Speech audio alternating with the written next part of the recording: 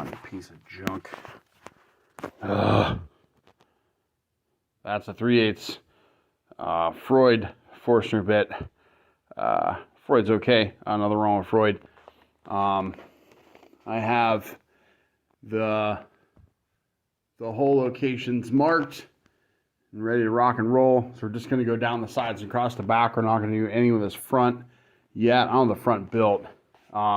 And all we're going to do is man, if I get this camera to focus, we're just gonna go right to the top of the shoulder, if you want to call it the shoulder of the cutting edge of the bit, and we're going to use these construction screws because waste not, want not.